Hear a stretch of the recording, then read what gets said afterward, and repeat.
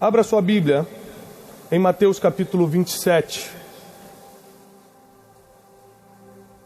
versículo 46. Mateus 27, 46. E diz assim: E perto da hora nona, exclamou Jesus em alta voz, dizendo: Eli, Eli, lama sabachthani. Isto quer dizer: Deus meu, por que me desamparaste? Eu não sei você, mas eu sou crente desde criança. Eu sou filho de pastor, sou neto de pastor. E por muitas vezes na minha vida, eu me senti desamparado por Deus. Ano passado, eu perdi minha mãe. E naquela semana que ela ficou no hospital antes de partir, eu tentava negociar com Deus de todas as formas. Eu não sei quem já perdeu alguém querido e tentou negociar, teve tempo para negociar com Deus. Eu fiquei negociando, prometendo coisas a Deus, falando: Deus, se você levantar minha mãe, eu faço tal coisa, eu faço isso. Eu comecei a negociar e nada acontecia. E quando o médico veio com a notícia, eu falei: será que Deus existe mesmo? Porque eu orei a semana toda, eu prometi tantas coisas a Deus.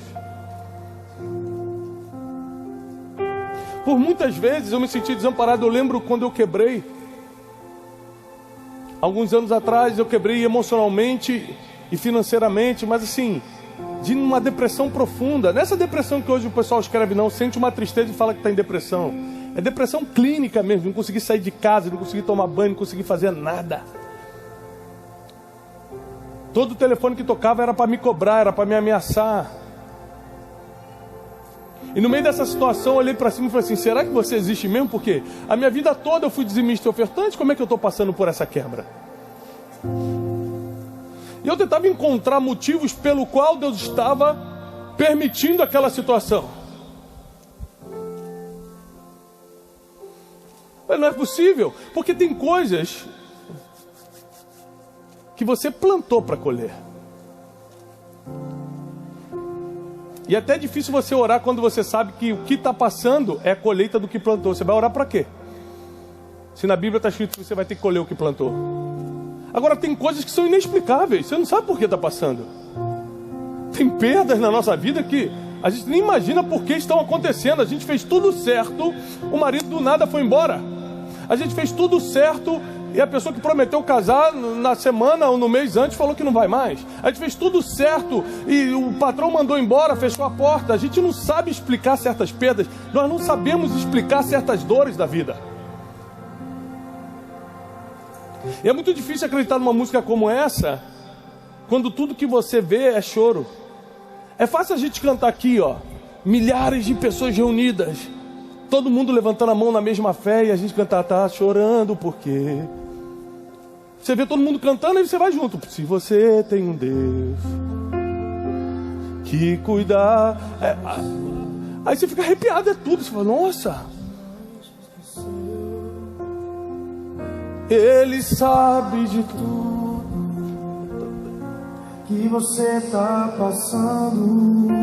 Não é bonito escutar isso? E mandou te dizer que Ele está cuidando. Sabe qual é o problema?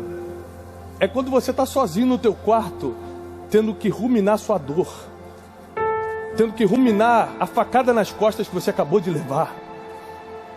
E essa música perde o sentido, porque não tem milhares de pessoas cantando contigo, não tem irmão pegando na tua mão e falando: vamos cantar junto. É você sozinho com a tua vergonha, é você sozinho com as tuas dúvidas, é você sozinho com os teus próprios confrontos.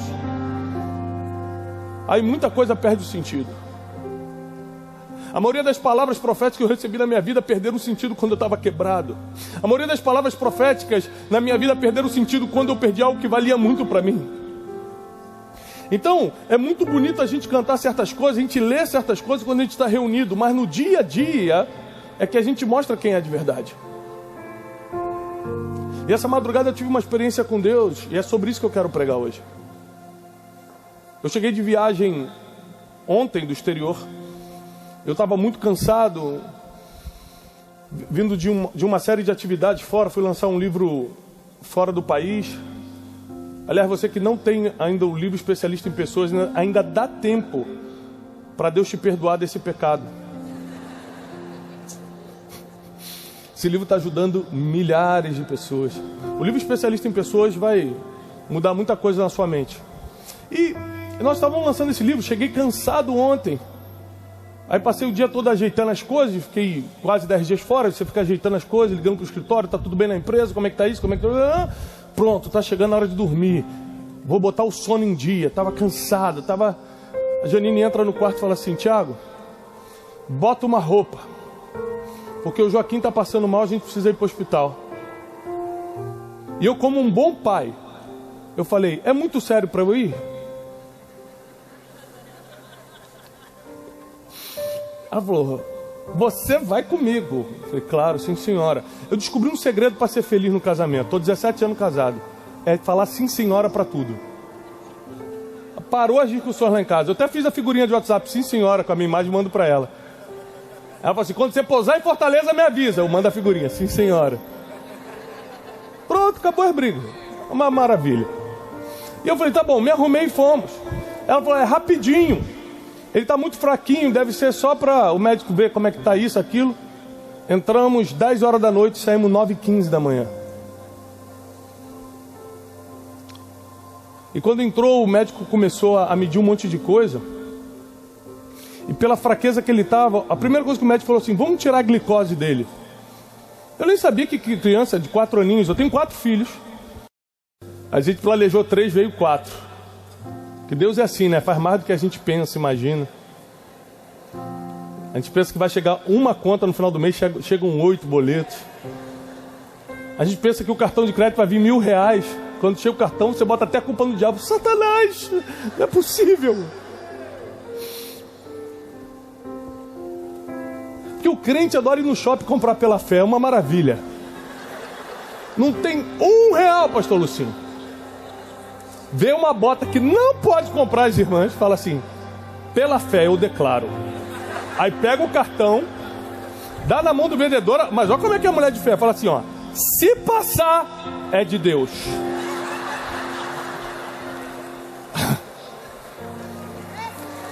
Não é assim ou não é? E tem gente que fala: a qualquer momento Jesus vai voltar, vamos deixar os boletos para o anticristo pagar. O boleto chegou, você já está 82 meses pagando. E por algum motivo, pela fraqueza de Joaquim, a gente tem 4 filhos, Joaquim é o nosso terceiro. A gente chama lá em casa pelo número 1, número 2, número 3, número 4. Joaquim é o número 3. Tirou a glicose, e a glicose dele estava tão baixa que o médico ficou desesperado, porque tinha uma chance de ele começar a convulsionar.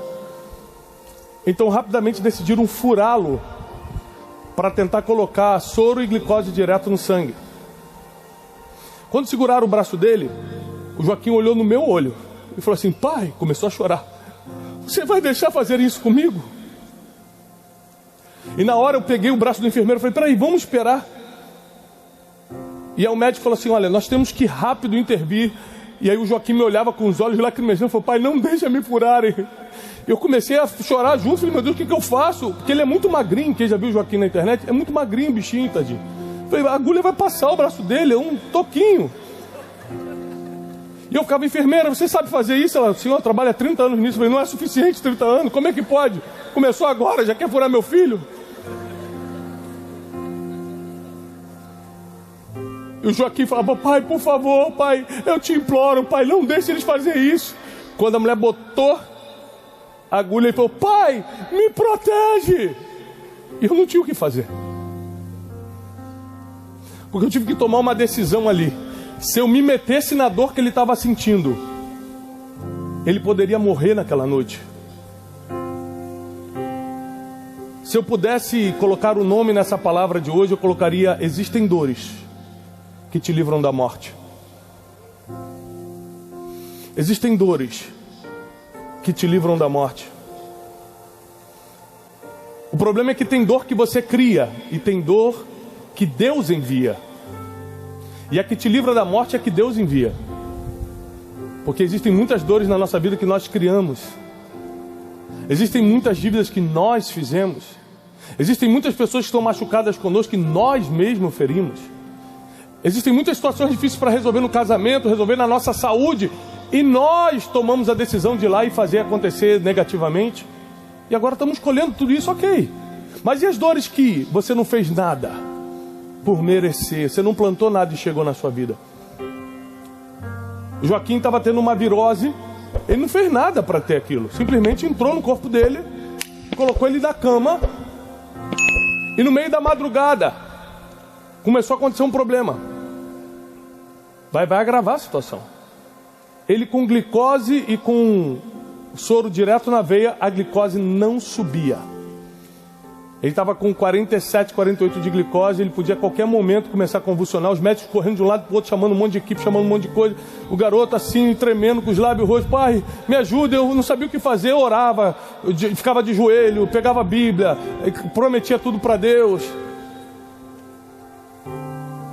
E aí o médico falou, nós vamos ter que furar agora o outro braço. E enquanto a gente fura esse braço, na outra mão a gente vai começar a fazer outro exame de glicose para saber o que está acontecendo. E começaram a furar ele simultaneamente. Se furava do outro braço e depois furava o dedo desse outro. E ele me olhava e ele, pai, você me abandonou. Uma criança de 4 anos. Olhou nos meus olhos e falou, você me abandonou. Porque eu não estava conseguindo segurar os médicos que estavam machucando ele. Eu tenho 41 anos de vida e 41 anos no Evangelho. E foi a primeira vez que eu entendi esse versículo que nós acabamos de ler. Eli, Eli, lama sabachthani. Meu Deus, meu pai, por que você me abandonou? Por que você me desamparou? Só nessa madrugada. Eu não dormi hoje à noite, eu estou aqui, virado, como a gente diz. Mas eu vim aqui servi-los com essa palavra, porque Deus vai tirar muita gente da dor que não precisava estar passando hoje. Hoje, essa sexta-feira, vai ser a tua saída de dores desnecessárias. Porque a única dor que vale a pena sentir é a dor que te faz crescer, a ponto de te livrar da morte. Eu botei a mão nele e eu comecei a tomar mais coragem. Eu botava a mão nele e falei, Joaquim, não tem jeito, meu filho. Sua glicose não está subindo, eles vão ter que continuar furando. E ele vai, pai, eu não gosto mais de você. E ele começou a brigar comigo. E foram furando ele até de manhã, quando deu 9 horas da manhã, a glicose dele subiu. Os médicos já estavam desesperados, a madrugada toda batalhando, eu e Janine orando, acionando todos os intercessores, ligando para todo mundo. A glicose subiu.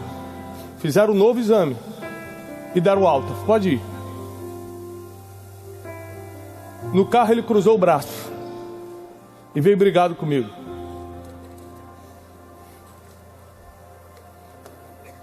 Ele, pai, eu não vou jogar mais bola com você. Eu falei, filho, isso vai passar. Foi para o seu bem. Ele tem 4 anos. Você acha com que idade que ele vai entender o que eu fiz nessa madrugada com ele? Com 5 ele vai entender? Porque eu deixei furar ele? Sim ou não? Só quando ele for? Pai. Ele vai ser adolescente e vai falar, pai, não precisava me fazer sofrer. E por coincidência nós somos iguaizinhos com Deus. Deus está nos deixando passar por uma dor, a gente olha e fala, você não vai fazer nada? Você não está vendo que estão me humilhando? Eu te sirvo desde a minha mocidade, você não está vendo que eu estou quebrado? Você não está vendo o que ela está fazendo? Você não está vendo o que ele está fazendo? Você não está vendo a dor que eu estou passando? E Deus está igualzinho, eu estava nessa madrugada no hospital falando, meu Deus, que Senhor, não pode, porque o que Ele quer não é evitar a dor, é te livrar da morte. Porque a dor que meu filho sentiu nessa madrugada tirou ele do vale da sombra da morte. As dores que Deus permite na tua vida não é para te derrubar, é para te tirar da sombra da morte. Se eu parar para pensar, eu parei de falar com Deus, foi o único momento da minha vida que eu me revoltei com Deus. Foi de 2013 para 2014 quando eu quebrei. Eu tinha uma agência de turismo e quebrei, foi uma história bem triste. Alguns que me acompanham sabem como é. E eu lembro de chutar a parede e falar, Deus não existe, porque eu servi Deus a vida toda e olha o que eu estou passando. Hoje em 2022, quando eu ajoelho para agradecer a Deus, eu falo, Deus, obrigado porque tu me quebraste lá atrás. Porque se hoje eu estou fazendo o que eu estou fazendo, cumprindo o meu propósito, escrevendo livros, fazendo o nosso programa matinal, o Café com Destino, pregando aqui nessa noite, se hoje eu estou fazendo alguma coisa para Deus, é porque Ele quebrou uma empresa que eu achava que era tudo para mim. Ele tirou de mim para me livrar de uma morte espiritual, morte emocional, até morte financeira, não sei. Mas Deus me quebrou para me livrar da morte. Sabe uma coisa que a gente esquece? Que José resistiu à mulher de Potifar. Lembra disso? Mas resistiu quantas vezes? Quantas vezes? Uma. Imediatamente depois ele foi preso. E a gente fala, que injustiça! Um homem que não fez nada ser preso. Injustiça ou livramento? Porque a dor da prisão livrou ele de ter outras oportunidades de errar. Às vezes você se sente aprisionado em alguma área da sua vida e não entende por quê. É Deus falando, vou te deixar escondido para aquelas pessoas que querem matar a tua vida emocional, matar a tua vida espiritual, matar o teu casamento, matar a tua vida sentimental. Elas fiquem longe de você porque tem grades separando. O problema é que geralmente o lugar que Deus te esconde não é o lugar que você queria estar. José queria estar no palácio, mas estava na prisão. Mas o lugar que Deus te guarda é o que antecede o que você sempre sonhou. Ou seja, logo depois da prisão, José vai para o palácio. Porque a dor de ser preso livrou ele de morrer espiritualmente, errando com a esposa de Potifar. Nós temos vários outros exemplos. Em Êxodo, eu quero ler com vocês. Êxodo 3:7 diz assim: e disse o Senhor, tenho visto atentamente a aflição do meu povo que está no Egito, e tenho ouvido o seu clamor por causa dos seus exactores, porque eu conheci as suas dores. Se o povo de Israel não tivesse em dores no Egito, eles nunca seriam expulsos de lá. A dor, além de te livrar da morte, ela tem uma segunda função: te colocar no destino certo. Porque teve um monte de gente no Egito que estava tão acostumado com a cebola do Egito, que quando estava no deserto, indo para Canaã, indo para a terra prometida, ficava com saudade do que comia lá.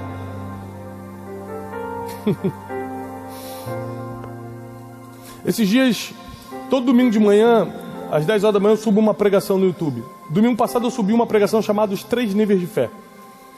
Que eu explico o seguinte: o primeiro nível de fé é o nível quando você acredita porque está todo mundo acreditando. Então Moisés falou, vamos. Aí o povo de Israel, vamos. Até quem não queria foi, vou ficar sozinho no Egito, vamos. Tem gente que veio aqui porque acredita que daqui vai sair uma bênção para a tua vida. Outros vieram porque o outro veio. Ah, eu vou ficar em casa sexta, eu vou para uma conferência. Não é que é errado, mas é só o primeiro nível de fé. Acreditar porque está todo mundo acreditando. O segundo nível de fé é quando você acredita porque viu alguma coisa. E a Bíblia diz que muitos que seguiam a Jesus acreditavam nele por causa dos sinais e prodígios que ele fazia. O problema de quem segue, de quem acredita só porque está vendo alguma coisa, é que quando deixa de ver, também deixa de acreditar. Por exemplo, eu chutando a parede em 2014, falando que Deus não existia, depois de experimentá-lo por anos. Por que eu falei isso? Porque eu só acreditava enquanto eu estava vendo. Mas o terceiro nível, que é o nível que Deus vai nos levar nessa noite, é quando você acredita sem duvidar. A Bíblia diz que Abraão, contra toda esperança, em esperança creu. O que é isso? Quando os céus falaram, você vai ter um filho, era contra toda esperança, porque ele era velho e Sara era velha. Mas ele diz, eu acredito no que foi dito sem duvidar. Esse é o nível mais alto de fé. É contra a esperança, é contra a naturalidade acontecer, mas você está acreditando sem duvidar. Você não precisa que alguém vá contigo, acreditar contigo. Você não precisa ver um sinal para acreditar, você simplesmente acredita. E acredite se quiser. Sabe quando o nível de fé nível 3 chega na nossa vida? Adivinha, já sei. Quando a gente está passando férias em Paris. Aí você está lá na Torre Eiffel e fala, gente, que fé maravilhosa que eu vou ter agora. Está na Disney, esperando para andar na montanha-russa e fala, gente, vou ativar minha fé agora, que eu acredito que é isso. Não, é quando falta o dinheiro no bolso, é quando o diagnóstico chega, é quando o filho quer sair de casa sem motivo, é quando a família começa a desmoronar, é quando as coisas começam a dar errado, é quando parece que tudo está saindo do controle aqui. Sua fé ou vai para o nível 3 ou te desmancha de vez. E muita gente está aqui, está com nível alto de fé a ponto de vir por uma conferência como essa, porque passou pelo vale da sombra da morte. E a dor, ao invés de matá-lo, alinhou o futuro, alinhou o destino dessa pessoa. Por isso ela está aqui hoje. Ano passado, eu tive uma crise de rins. Eu nunca tinha dormido no hospital na vida, eu nunca tinha tomado uma anestesia geral na vida. Eu tive uma crise de rins. Eu vim saber que era de rins depois. Eu comecei a sentir uma dor fora do comum e falei, Janine, eu estou passando muito mal, Janine. Os homens são sempre assim, de estar passando muito mal, não deve ser nada. Eu falei, Janine, eu estou com muita dor aqui. Ela, já sei, é gases, toma Luftal. Ele me tacou remédio. Eu girando no chão, ele não está passando. Vamos no hospital então. Eu falei, não estou conseguindo andar lá, não, aí já é graça. Anda direito, vamos. Aí eu fui. Cheguei no hospital, quando fizeram os exames, falei, meu Deus, vamos ter que operar rápido. Eu olhei para a Janine, viu? Não eram gases. Eu estava mal mesmo. Dessa vez eu estava mal. E aí, os médicos tiveram que começar a me preparar para dar uma anestesia geral. Me operaram. Foi terrível. Quando eu acordei, eu estava com, esqueci o nome, um catéter. 3 dias depois, usando aquele catéter, não vou dar detalhes porque foi uma coisa terrível. Eu comecei a sentir a dor de novo. Esqueceram de tirar uma pedra. Oh, glória. Aí eu falei assim, não, Jesus, não é possível. Esqueceram de tirar uma? Que bênção. Comigo aconteceu. Se aconteceu alguma coisa muito ruim contigo, fala assim, logo comigo? Eu falei, não acredito. Eu estava num bom hospital de São Paulo. Eu falei, moço, isso costuma acontecer. Sabe o que o médico me falou? Nunca aconteceu. Eu falei, glória então a Deus. Vamos ter que operar de novo. 3 dias depois, me apagam de novo para tirar a pedra.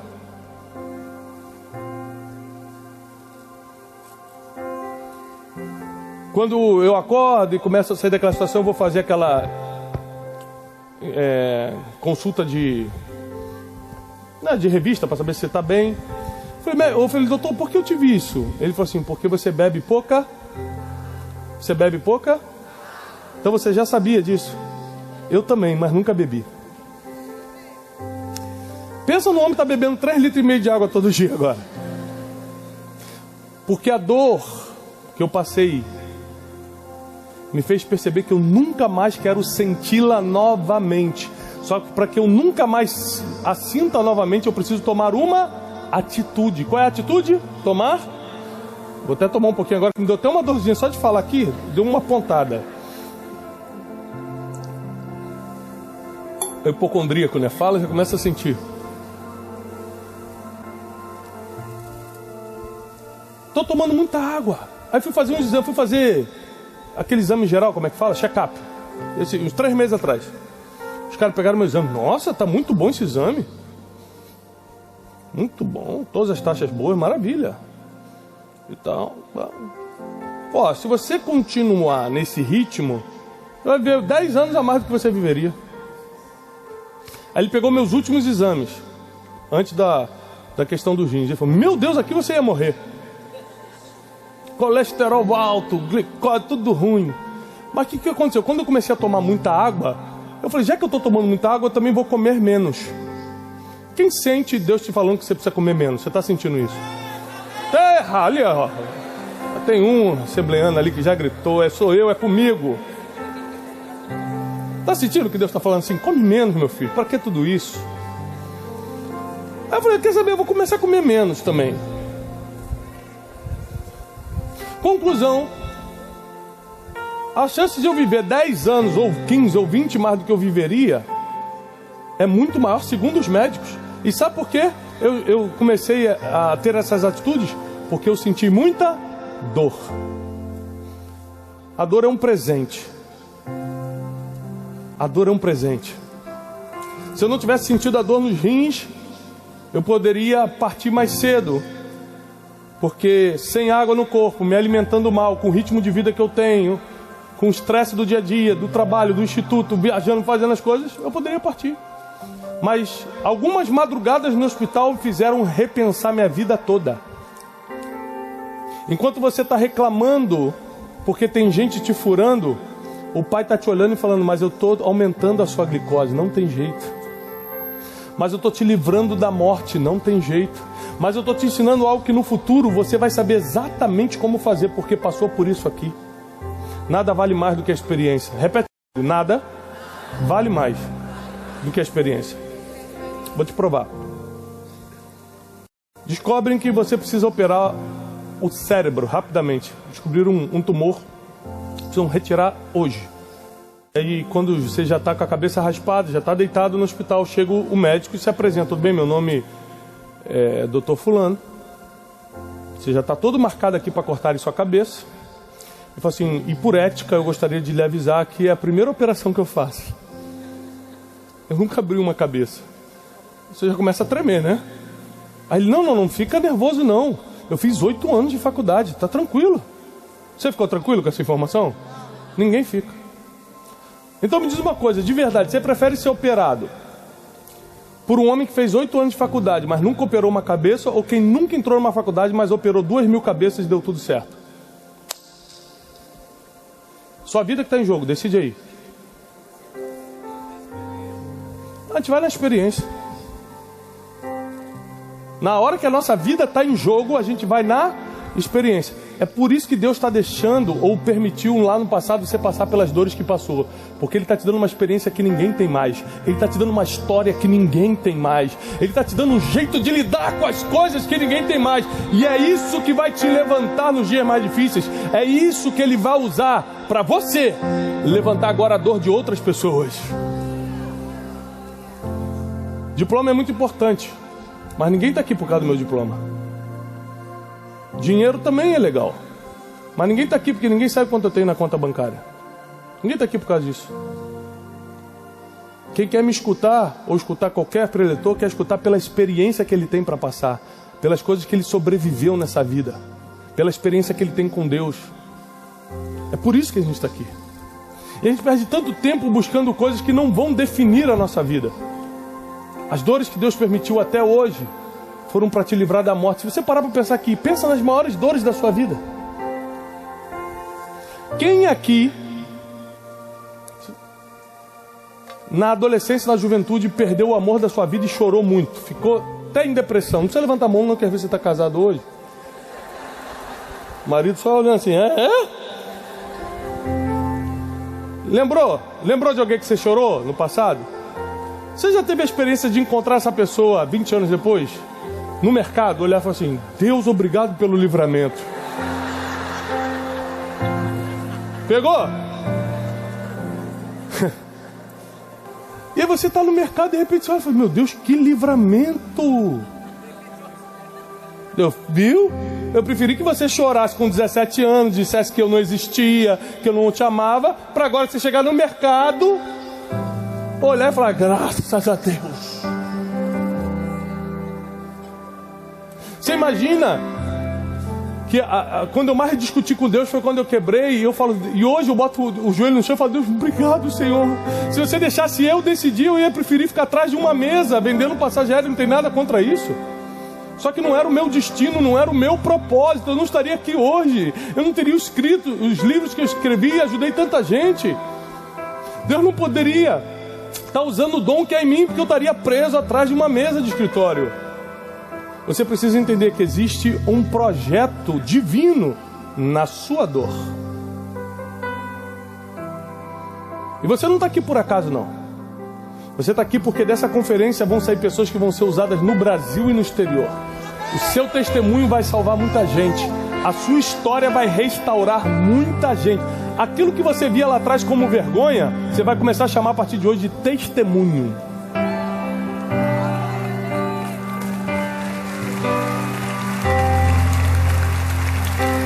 O que era vergonha, repete comigo, o que era vergonha vai virar testemunho. A sua maior vergonha do passado vai virar o seu maior testemunho. O que você chama de dor, Deus chamou de treinamento para você chegar onde precisa estar. O que você chamou de aperto, Deus chamou de processo para te liberar para o destino que você vai começar a viver a partir de hoje. Tá chegando a tua hora, tá chegando o teu tempo. Deus vai levantar o teu negócio é importante para a nação. Deus vai levantar a tua família conta para essa nação. Deus vai levantar teu ministério está faltando nessa geração. Chegou a hora da gente ser levantado. Só que Deus trabalha diferente, a gente quer ser honrado. A gente quer começar sendo honrado. Primeiro transforma a tua vergonha em testemunho. Ser fiel. Se você não negociar aquilo que Deus te entregou, quem sabe você também recebe o que muita gente espera, que é a honra, que são portas abertas.